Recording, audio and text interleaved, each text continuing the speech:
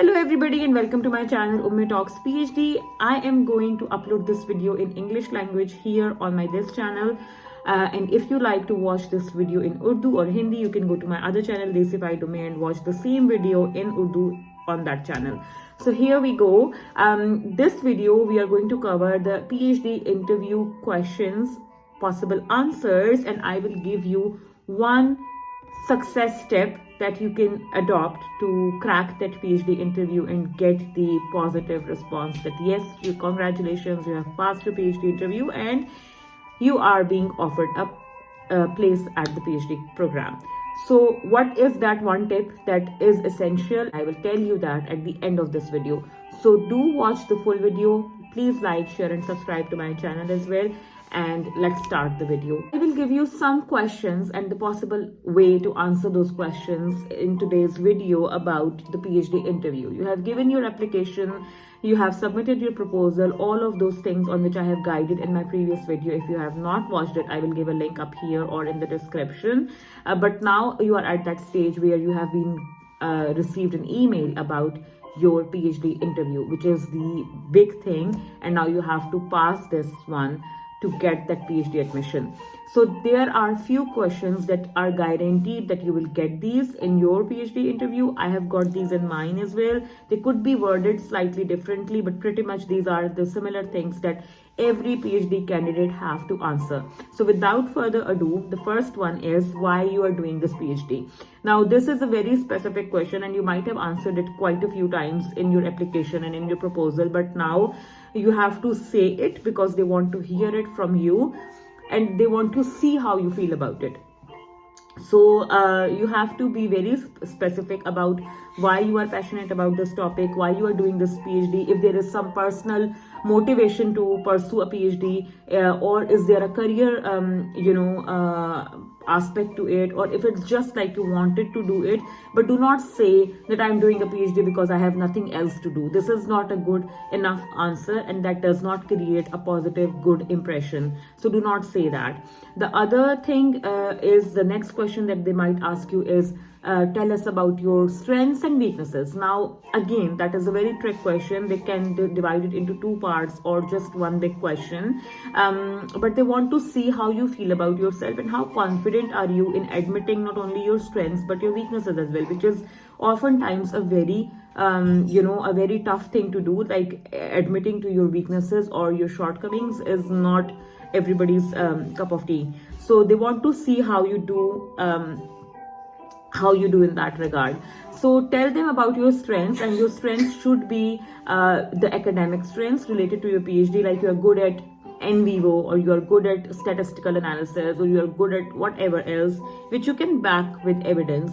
Like I'm good at writing, academic writing, and the proof is that I scored a distinction in my master's thesis. So that's how you're going to back your claims up. Now for the weaknesses part, which is a trick thing to do, what you have to do is you do not want to say that, oh, I am bad at this thing or I am weak at this thing. That is not how you're going to answer it. Now to give answer about the weaknesses, you have to be very articulate and you have to tell like how your shortcomings are going to become your opportunities. So an example of saying that is, you might say, I'm not very good at qualitative analysis, but I am planning to enroll myself into training programs and learn about it. And I think that it is very important to develop that skill. Or you might say, oh, I am familiar with in vivo, but I have never used it and I really want to do it for my research. So I will develop this in future. So these are the ways in which you can answer your weakness part, where you are showing them that you are passionate about changing your weaknesses into your opportunities and then into your strengths later on. So the next question they might ask you is about what are your future plans? So now they can ask you this question in multiple ways, or they can put that question in a different ways. The way they asked me was, what are your future job plans? Like, do you want to teach or not? Like, it was pretty straightforward for me. So they might put that question in different ways, but it's like always asking about what do you want to do in future. Now the basic misconception in our Asian students, like the Pakistani Indian students, is that we think that doing a PhD means job only in teaching, or you want to be a lecturer, or you want to be an academic, and that's it. Like PhD has no other uses. But if you are pursuing a PhD abroad, especially in UK, a PhD doesn't always mean that you have to be in academia. You can do a lot of multiple different things with it. You have different career plans for yourself, and you might still be doing a PhD, and that have nothing to do with you have to be a lecturer if you're doing a PhD. And that's what they really want to ask you, like what are your future plans. So if you do not want to be in academia, or if you hate teaching, you don't have to pretend and say, oh, I love teaching and I want to be teaching, because that's not what they are looking to hear and see. You can just openly and honestly say that I want to work in industry, or I want to pursue my own business, or by doing this PhD I just want to be in research, whatever that is. I personally love academia, and I always wanted to be a lecturer, a teacher, and that's why I am doing a PhD, and that's why I always wanted to do a PhD. So I am like really, really passionate about it, and that's what I have said. But if you still want to say that I want to be teaching, that must come across as a genuine wish, as a genuine career choice, and you should sound passionate about it. It should not be like, oh, because I'm doing a PhD, so my life is ended and there is no other option than teaching. So it's not like this. Okay. And lastly, one question that I want to share that they ask you, definitely they ask you, is what are the developmental needs, or what are your needs for developing your skills. So the personal and professional development, PDP. So they want to ask questions about that, and they always ask you about that because they want to see how open you are for changing, and how much open you are for learning new things. If you are like very rigid in terms of your choices, your decisions, and you are not open for flexible enough to open and learn new things, then they might not select you for the PhD, because they want to see that you know your weaknesses and you are willing to develop them. So you must know like what are your developmental needs in terms of academic your limitations. So if you doesn't know about a certain area of research, or a certain software, or a certain thing, you must say that I know that these are my weak points or weaknesses, and I am looking for developing these, and I would love to develop these in future. Please tell me if you have any available programs in the university that I can enroll into and start developing myself as soon as I enroll into a PhD. That show them your willingness to be part of the system, to be learning and growing. So now the pro tip, the success tip that I want to share with all of you, and that is like 100% tip that would ensure that you secure that PhD, which I applied, is that you, no matter how much practice you do of these questions, of other questions, how much your answers are like perfect in every term, you will not land a PhD if you are not confident enough in your interview. So in an interview, you must appear as confident, friendly, and open individual. Okay, they will not remember your answer because you are not the only one they are interviewing. They are interviewing multiple candidates. So they might not remember your answers, but they will remember your personality and the way you have carried yourself and the way you have showcased yourself. So if you appear as a confident, open individual who is flexible enough to listen to others, who is flexible enough to incorporate the feedback of others, then they will they will remember you, and they will happily want to have you on the team. Because listen, PhD is a very, very personal journey, and PhD is a relationship that you are forming for the next 5 years between yourself and the individuals on the panel. So your panel should contain 1 or 2 of your supervisors, your potential supervisors. So they are looking for a person that is tolerable for the next 4 or 5 years of their lives, because they have to be, it's a one-on-one relationship. Okay, so they want to see that if they are being able to work with you for the next 4 or 5 years of their career.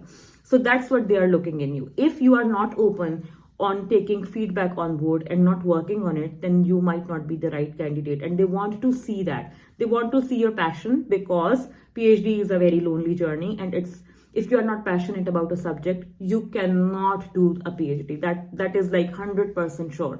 If you're just doing a PhD for the sake of doing it, you will not succeed. So the first thing they want to see in you is that you are passionate so that you can successfully complete it. The next thing they want to see in you is that you are open for the new ideas, because in PhD things never go according to plan. The proposal for which you are interviewing will, like 80% of the time, that will not be the topic that you will finally be submitting. Even my thesis topic is not the same which I interviewed for. So they want to see, like, if things go wrong, you are willing to change things, you are willing to invite new ideas and change your topic or change your course of action because of the, according to the need of time. Like, for example, people who were doing PhDs in COVID have to like switch completely, like 360 degrees. I personally know a lot of PhD candidates who have changed their whole course of action because of the pandemic. So things can go anywhere in a PhD. So they want to see that you are open for change. Third thing they want to see in you is that you are not rigid. Like, I'll give you a personal example. I am a quantitative researcher, and that's what my proposal showcased as well. But they asked me, because 3 out of 4 interviewees on my panel, they were purely qualitative researchers. So they were like, why you are so, like, fixed on doing it the quantitative way? Why don't you incorporate a little bit of qualitative side or whatever? And I have not answered it like, no, I'm not, I don't want to do it, because otherwise I would not have been doing this PhD. Now, the best way to answer such kind of tricky questions is that this acknowledging that is not your comfort zone. So what I said is that I know I'm not good at qualitative research because I have never done it before, but I am open to learn it. If that is what required to get this PhD, if that is what is essential to get my work done, I will definitely learn it and do it. But right now, I will play according to my strengths, and this is my strength, the quantitative research, and this is what I want to do. But if I get this PhD, and if that is what is essential for me to do, I will definitely change my course of action and will adopt that. So they just want to see that how much you respect and how much you give importance to their feedback or whatever they are saying to you, and how much you are willing to incorporate that. If you are just self-centric person and you're just like, no, I know my topic and this is what I want to do, then they might not, give you a PhD. So think about all of these things, think about all of these tips, and prepare for your PhD interviews, because I know time is coming. I had my interview around same time, around March as well. So I wish all of you good luck and best wishes, and I will keep uploading PhD related videos on this channel. So keep subscribing, keep sharing, and keep me in your prayers, and I will see you guys very soon with another video. Bye bye.